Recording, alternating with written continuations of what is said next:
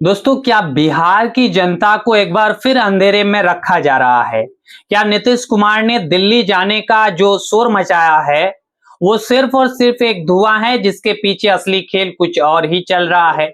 और क्या देश की सबसे बड़ी पार्टी यानी कि बीजेपी नीतीश कुमार के चक्रव्यूह में फंसकर हाथ मलती रह जाएंगी? ये राजनीति है साहब। यहाँ जो आपको दिखता है वो असल में होता नहीं, और जो होता रहता है उसकी भनक किसी को लगने भाई साहब कहीं ना कहीं नहीं दी जाती है। भैया, बिहार की राजनीति में इस वक्त जो उबाल है उसे देखकर लगता है जैसे कोई बहुत बड़ा बिहार में खिचड़ी पक रही है, और कहीं ना कहीं बहुत बड़ा आप सभी को बिहार में धमाका देखने को मिल सकता है। और चर्चा भी गर्म है कि नीतीश कुमार बिहार छोड़ रहे हैं, दिल्ली जा रहे हैं। हर नुक्कड़, हर चाय की टकरी की बात की जाए उस पर यह चर्चा हो रही है, सवाल पूछ रहा है कि बिहार का जो है इस बार अगला मुख्यमंत्री कौन होगा। लेकिन रुकिए, क्या वाकई नीतीश बाबू इतनी आसानी से अपनी सियासत किसी और के नाम कर देंगे?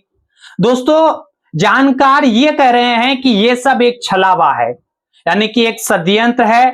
नीतीश कुमार ने ऐसी फील्डिंग सजाई है कि बीजेपी को आखिरी वक्त तक भटकावा में, या कह सकते हैं भरम में रखा जा सके।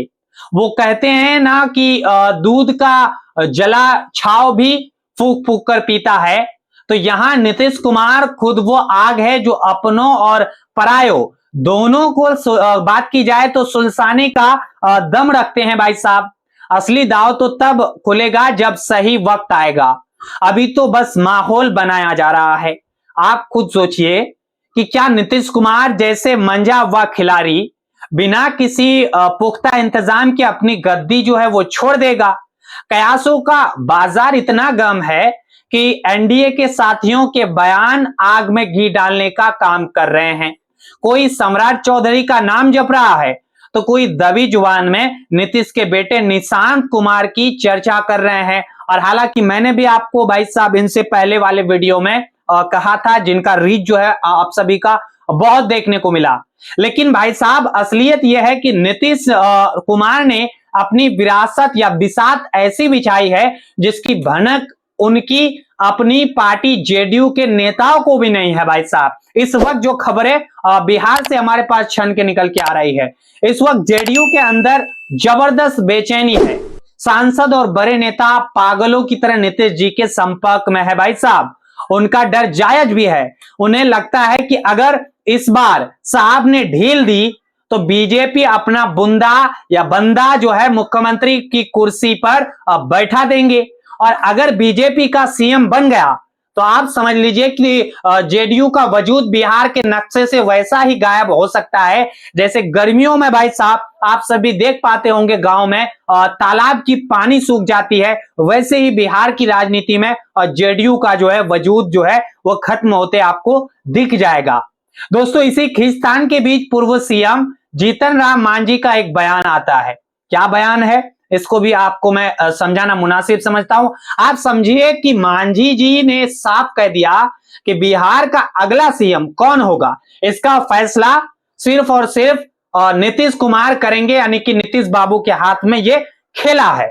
वो जिसे चाहेंगे उसे बना देंगे। और गौर करिए इस बात पर, मांझी जैसे पुराना चावल अगर ये कह रहा है, नेता अगर ये कह रहा है, तो इसका मतलब साफ है कि दिल्ली कहीं ना कहीं जाने से पहले नीतीश बाबू अपनी पसंद का ही मोहरा बिठाकर बिहार में जाएंगे।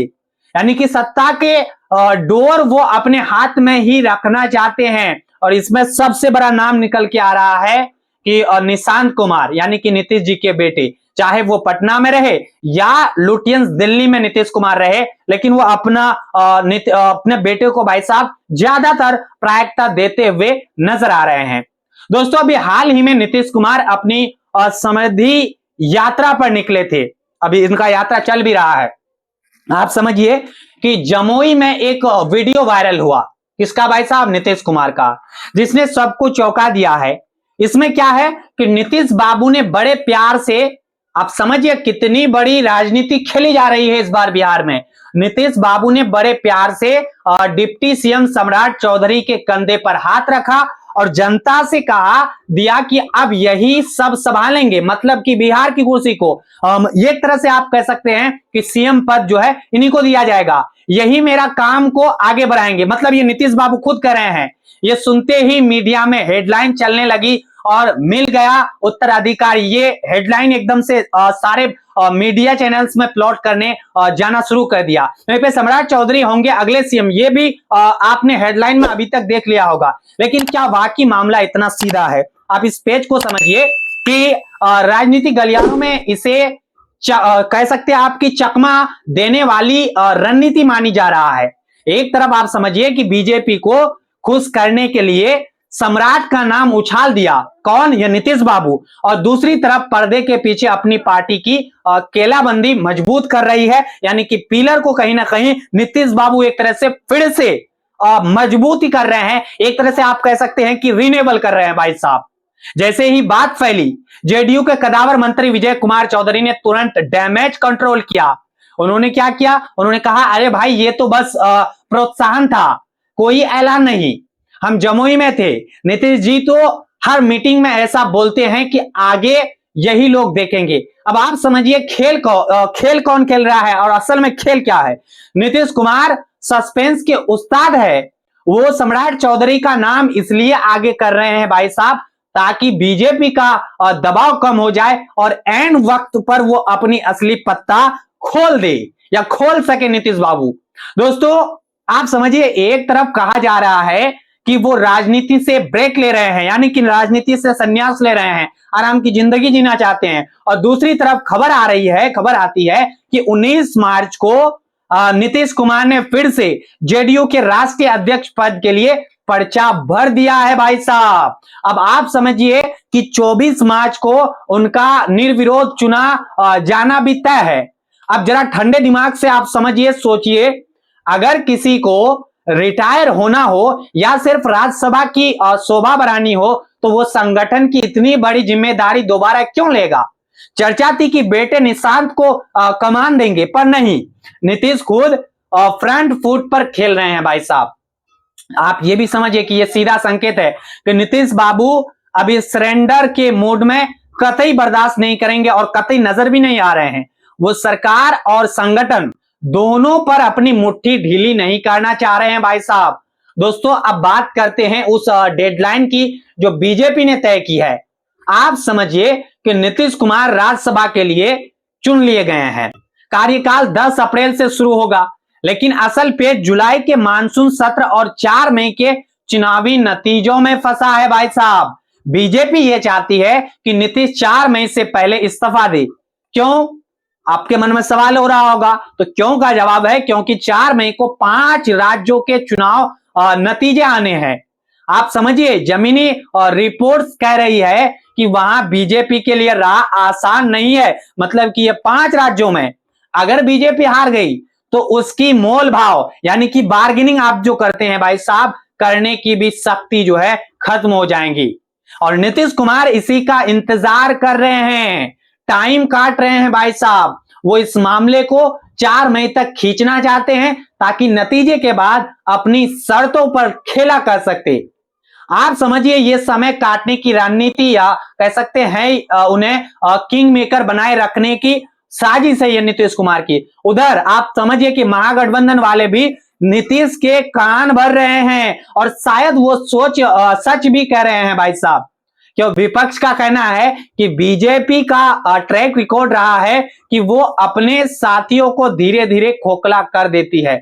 अगर बिहार में बीजेपी का सीएम बैठा तो जेडीयू का हश्र भी वैसा ही होगा जैसा बाकी राज्यों में सहयोगी का हुआ है।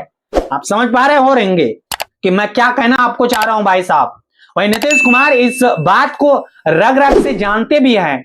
पिछले 20 सालों से उनकी ताकत का राज कोई विचारधारा नहीं बल्कि वो मुख्यमंत्री की कुर्सी है। जब तक कुर्सी है वो शेर है भाई साहब। जिस दिन कुर्सी गई तो आप समझिए उनकी सियासी सौदेबाजी की ताकत आधी से भी कम हो जाएंगी। तो आखिर होना क्या वाला है भाई साहब? क्या बिहार राजनीति का ऊंट किसी ऐसी करवट बैठेगा जिसकी किसी ने कल्पना नहीं की? अगर हम सारी कड़ियों को जोड़ें तो तस्वीर साफ है कि नीतीश कुमार एक बार फिर बीजेपी को गच्चा देने की तैयारी में है। राज्यसभा की चर्चा की जाए तो दिल्ली जाने का हल्ला और सम्राट चौधरी की दुलारना, ये सब उस धुंध का हिस्सा है जो नीतीश ने अपने असली इरादों को छिपाने के लिए कहीं ना कहीं फैलाई है। वो आसानी से गद्दी नहीं छोड़ेंगे भाई साहब, आप ये भी समझ लीजिए। और अगर छोड़नी भी पड़ी तो वो रिमोट कंट्रोल अपने पास रखेंगे, किसी अपनी पार्टी के वफादार बैठाएंगे भाई साहब। हो सकता है निशांत कुमार को बैठा दे, लेकिन 24 मार्च के बाद जब वो अध्यक्ष बनेंगे तभी असली फिल्म आप सभी को देखने को शुरू मिल जाएंगी। क्या वो 4 मई तक बीजेपी को उलझाए रखेंगे? अब ये सवाल है। क्या भाई साहब बिहार को सच में नया चेहरा मिलेगा या फिर नीतीश बाबू ही नीतीश रहेंगे? ये आपका वक्त बताएगा, लेकिन इतना तो तय है कि बिहार की राजनीति में अभी कई और मोड़ जो है आप सभी को आने को देखने को मिल सकता है। जनता भी सब देख रही है और हम आप तक सच पहुंचाते भी रहेंगे। अगर अब आपको हमारी ये विश्लेषण गहराई से जो आपको मैं डेली समझाया करता हूं पसंद आ रहा होता हो तो इस वीडियो को आप भाई साहब अपने दोस्तों में, परिवारों में ये शेयर का बटन आपको दिख रहा होगा वो जरूर करें। और हाँ, हमारे चैनल को सपोर्ट करें। सपोर्ट से मतलब यही है भाई साहब कि ये जो ब्लैक बटन सब्सक्राइब का आपको दिख रहा है, एक मर्तबा जरूर प्रेस कर दें, ताकि जब भी हम कोई भी इंफॉर्मेशन लेकर के आपके साथ हाजिर हो, आप भाई साहब फट से उससे रूबरू हो सके और उसका लुफ्त जो है आप उठा सके, या फिर राजनीति का तोड़ फोड़ आप समझ सके। आप सभी का जुड़ने के लिए बहुत बहुत